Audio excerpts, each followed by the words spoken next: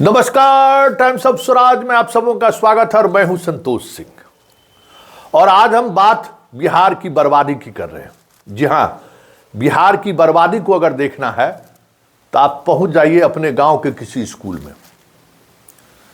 बस आज मेरी ये राय आप मान लीजिए। अगर आप गांव में हैं तो चले जाइए किसी सरकारी स्कूल में, आपको दिख जाएगा कि किस तरीके से संस्थागत तरीके से बिहार के बर्बादी का गाथा लिखा जा रहा है। जी हां, छात्र नहीं है, शिक्षक। एक दौर था जो शिक्षक भी नहीं था, बिल्डिंग भी नहीं था। नीतीश बाबू मेहरबान हुए, गांव-गांव में स्कूल खोल दिए, शिक्षक की बहाली भी हुई। अब हालात ये है कि इसकी जब गणना शुरू हुई है, पहली बार, हालांकि इससे पहले भी गणना हुआ करता था, लेकिन जो स्कूल से जो डाटा आता था वो बीआरसी आते आते कुछ और, बीआरसी से जिला शिक्षा पदाधिकारी के पास कुछ और मुख्यालय आया तो कुछ और। मतलब बहाली उद्योग जो बना ना, उस उद्योग, एक बड़ा उद्योग आया सामने, वो उद्योग जारी रहे, इसके लिए ग्राउंड जीरो की रिपोर्ट को जो है आते आते मुख्यालय में इस तरीके से बदल दिया गया कि लगा कि अरे बाप रे, वैकेंसी है। इस बार पहली बार ऐसा हुआ है कि जो ग्राउंड जीरो से जो हेडमास्टर साहब रिपोर्ट दे रहे हैं वो सीधे मुख्यालय पहुंच रहा है। कुछ मुख्यालय में ऐसे अधिकारी आए हैं जो इस बात को जिला से आए हुए हैं, तो उनको ये समझ है कि ये खेला हो कहाँ रहा है। तो इस बार जो रिपोर्ट आया है 24 तक आना है, लेकिन अधिकांश जगहों से रिपोर्ट आ गई है। वो रिपोर्ट क्या है? पूरे देश में माना का 40 छात्र में एक टीचर, बिहार जो है 30 में एक शिक्षक माना है प्राइमरी में, और प्राइमरी से ऊपर वाले में 40 पर एक शिक्षक। स्थिति ये है कि जिला के जिला में, शहरी निकाय क्षेत्र छोड़ दीजिए, तो कहीं शिक्षक सरप्लस नहीं है। स्थिति हाई स्कूल में तो ये है कि विद्यार्थी का नियमित अटेंडेंस अगर 100 है तो टीचर वहां 25, 30, 27 है। समझ गए ना? और जो जब से ये इस शिक्षा कोष के माध्यम से छात्रों के उपस्थिति का अपार से जोड़ने की जो प्रक्रिया शुरू हुई है, तो जो छात्र की संख्या दिखाई जा रही थी उसमें लगभग 40 लाख छात्र की संख्या कम हो गई है। अब आप समझिए कि अब कल दिन भर बैठक हुई है शिक्षा विभाग में, इसी बात को दिमाग में कि भाई क्या किया जाए। हम लोग तो तबादला की बात सोच रहे हैं, हम लोग तो नियुक्ति की बात सोच रहे हैं, वैकेंसी निकाले, TRE 4 की बात सोच रहे हैं। TRE 3 वाले को कहाँ बहाल करेंगे? जो आ रहा है इसको कहाँ बहाल करेंगे? आखिर वैकेंसी कहाँ है? अब तो स्कूल पंचायत में 4-4, 5-5 स्कूल हो गया है, अब नया स्कूल कहाँ खोलेंगे? और हालात ये है कि पंचायत के स्कूल में मध्याह्न भोजन कैसे चले, इसके लिए हेडमास्टर साहब रोज रोते रहते हैं कि 20 गो, 30 गो, 40 गो विद्यार्थी का नाम। अब 40 विद्यार्थी में कहीं किसी भी स्थिति में मध्याह्न भोजन में चीजें चलने वाली हैं? सब हेडमास्टर साहब से त्राहिमाम कर रहा है। खूब मंथन हुआ है देर शाम तक, और मंथन के बाद मतलब क्या कहते हैं, मोटा मोटी यही चीज सामने आया है कि विभाग इस बात को लेकर हैरान है कि इतनी बहालियां जो हुई है उस मैन पावर का कैसे इस्तेमाल किया जाए, क्या होगा इस मैन पावर का। भाई बिहार के लोगों का मेहनत का पैसा है ना जी, ये मास्टरी का नौकरी देकर उड़ाने के लिए नहीं ना बहाली हुई है, विद्यार्थी है नहीं। हालात ये है कि हाई स्कूल का पिछले 2 महीने के दौरान हाई स्कूल की जो रिपोर्टिंग है, 80% नामांकन का 80% विद्यार्थी बाहर के स्कूलों में पढ़ रहा है। के पाठक के दौर में छात्र लौट आए थे, कश्ती उन्होंने क्या, जो दिल्ली कोटा फोटा जहां पढ़ रहा था सबको लौटना पड़ा, वो सब फिर अपने अपने जगह पर लौट गया, बात खत्म। हाई स्कूल में मास्टर सब दिन भर बैठा रहता है, अपना हो गया, समय पूरा हुआ, चल दिए। ये हालात अधिकांश हाई स्कूल का है बिहार का। शहर वाले में तो शिक्षक ही नहीं है, ग्रामीण वाले का स्थिति यही है। ये हम उस रिपोर्ट के आधार पर ये बातें कह रहे हैं, जो रिपोर्ट ग्राउंड जीरो से स्कूल के हेडमास्टर साहब ने भेजा है 30 में एक शिक्षक, 40 में, ऊपर वाले में 40 में एक शिक्षक, वो भी सरप्लस है। तो यही जब डेमोक्रेसी में जब इस तरीके की चीज़ें चलती है ना, तो उसका यही नतीजा होता है, जो नतीजा इस स्टेट को भुगतना है। अभी 1.5 लाख और बहाली होना है, हो जाए बहाली, जितना बहाली करना है बहाली कर ले, जितने लोगों को बहाल होना है बहाल हो ले। लालू यादव का जमाना लोग भूल गया है, वेतन 6-6 महीना नहीं मिलता था, वही हाल मास्टर लोगों को आगे आने वाले समय में होना है। ये साफ दिख रहा है, साफ परिलक्षित हो रहा है कि नीतीश बाबू ऐसा लायबिलिटी सौंप के जा रहे हैं ना स्टेट को कि वेतने देने में राज खत्म हो जाएगा। छात्र है नहीं, बहाल किए जा रहा है, बिल्डिंग है नहीं, स्कूल बढ़ाए जा रहे हैं। अब बताइए, हाई स्कूल में 4 गो कमरा, 21 गो टीचर। कल की हम बात करें, तबीयत खराब होने के बावजूद भी बगल के इसी तरीके की बात जब सामने आई तो कहे कि चलो थोड़ा देख लेते हैं। तो पटना जिला के बगले में, पटना शहर से 10 किलोमीटर दूर एक हाई स्कूल में गए, कमरा 6 गो, 12th तक की पढ़ाई है, नामांकित विद्यार्थी की संख्या 1300, शिक्षक 28। अब बताइए 6 गो कमरा में कैसे बैठेगा 1300 बच्चा भाई।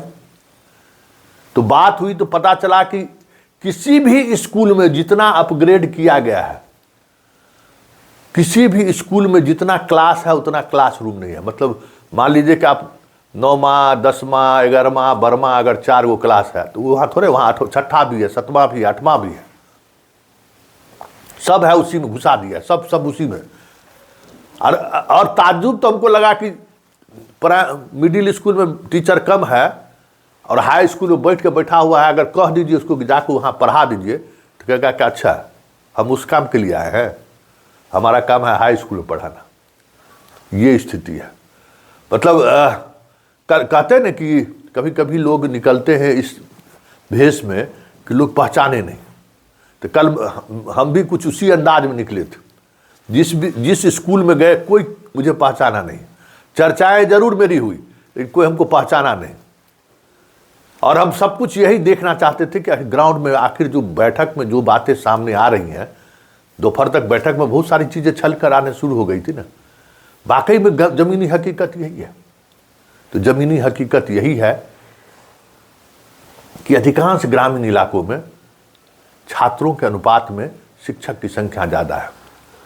अब ट्रांसफ़र कैसे होगा भाई, कैसे ट्रांसफ़र किया जाएगा? क्योंकि विशिष्ट शिक्षक तो अपनी जगह रह गए। अगर मान लीजिए कि ई कोठी का धान ऊ कोठी है, ऊ कोठी का धान ई कोठी अगर करना रहता तब तो पते नहीं चलता, गोल कर देता, अरे हो गया। यहाँ तो धनमा रह गया एक गो कोठी में, एगो कोठी फुल है और दूसरा कोठी को जो है सो इस कोठी में, इस कोठी का धान उस कोठी करने का उपाय ही नहीं इन लोगों के पास है। तो सर सब खुजला रहा था कि करे तो करे क्या। तैयारी फोरों में बहाली करना है 80,000, वो कहाँ बहाल करके रखेंगे भाई? यहाँ टेबल बेंच कुर्सी है ये नहीं है स्कूल में जो मास्टर और विद्यार्थी बैठे, बिल्डिंग है ये नहीं है। ये मास्टर वहाँ जाकर क्या करेगा? तो स्कूल में मास्टर अगर बैठेगा तो पता चला खाली दिमाग शैतान का, कुछ न कुछ करबे करेगा।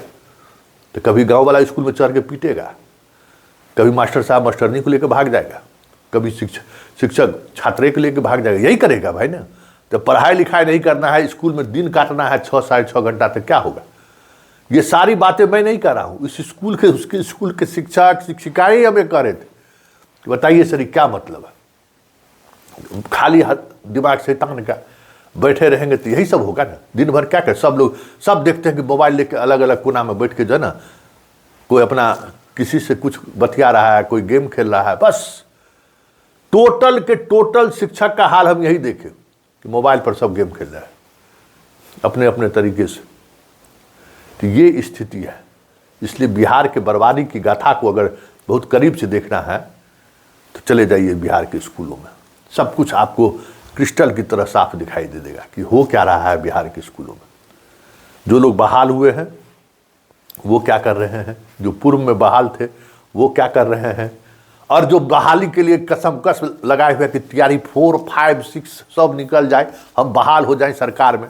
भले हमारा बाल बच्चा पढ़े प्राइवेट स्कूल में, लेकिन हमारा नौकरी सरकारी होना चाहिए। वाह क्या मानसिकता है भाई, सरकारी नौकरी होना चाहिए। याद रखिएगा, संतोष सिंह कह रहा है कि आने वाले समय में मास्टर को 6-6 महीना दरमाहा नहीं मिलेगा।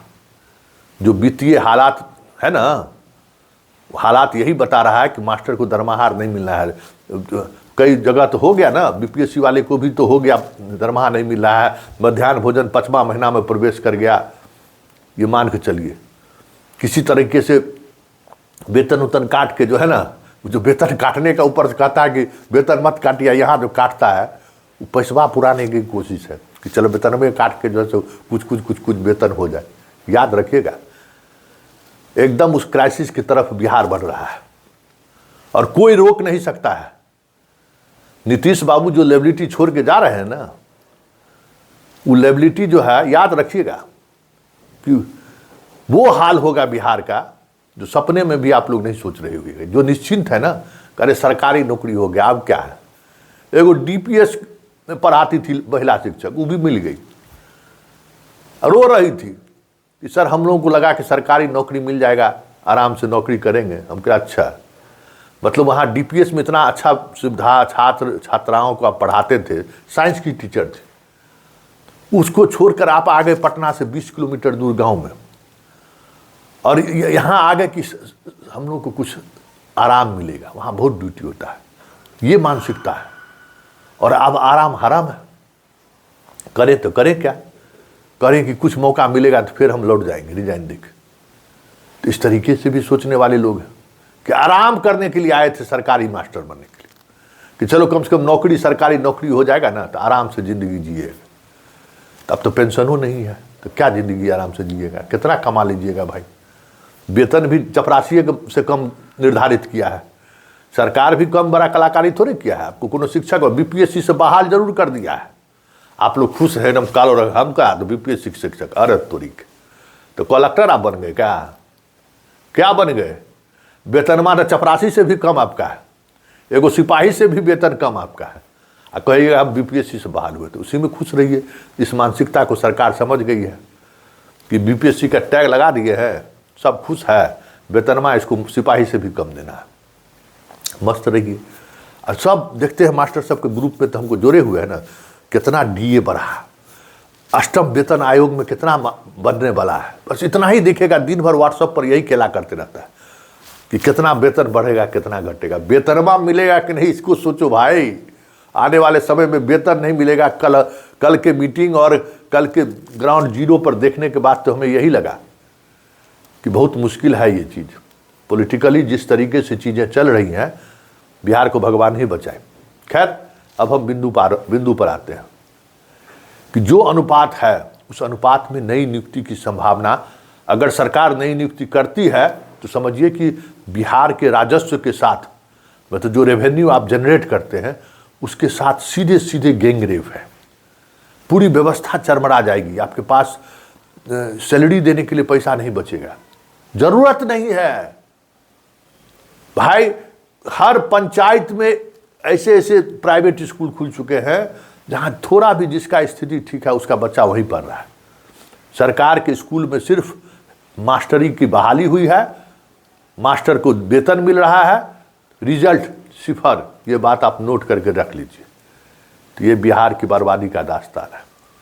और अब ये तय हो गया कि तबादले और नियुक्ति को लेकर जो बड़ी बड़ी बातें सरकारें कर रही है ना, हाँ, के पाठक जैसा कोई पगला आ जाए तो भले वो कर दे, एस सिद्धार्थ और सुनील कुमार से नहीं होने वाला है। दोनों दिमाग खखवा के जो है ना मर जाएंगे, नहीं होने वाला है। टीआरई 3 का हाल देख ही रहे हैं ना, काउंसलिंग शुरू है, बहुत का जिले निर्धारित नहीं हुआ है, ऐसा भी हुआ है। आप रिजल्ट दे दिए और जिला निर्धारित नहीं किए। वो विद्यार्थी सब बेचारा फोन कर रहा है कि सर हमारा जिला निर्धारित नहीं है। तो हम उससे पूछते तू पास कर गए, इसका सर्टिफिकेट तुमको मिला? तो सर हम कट ऑफ मार्क्स देख के जा रहे हैं। और जा रहा हो बीपीएससी तो कहता शिक्षा विभाग जाओ, शिक्षा विभाग जा रहा है तो कह रहा बीपीएससी जाओ। अरे भाई छात्र क्या करे? आप रिजल्ट दे दिए तो भाई बीपीएससी को ना जिम्मेवारी लेनी होगी ना। बीपीएससी नहीं है जिम्मेवारी लेगी कि भाई जिला हम आवंटित करें। अब सैकड़ों ऐसे बच्चे हैं जो डोल रहा है, भाग रहा है। एगो कल अररिया से फोन किया कि सर देखिए ना हमारा जिला निर्धारित कर दिया, अररिया आए हैं तो कहता है यहाँ नामे नहीं है।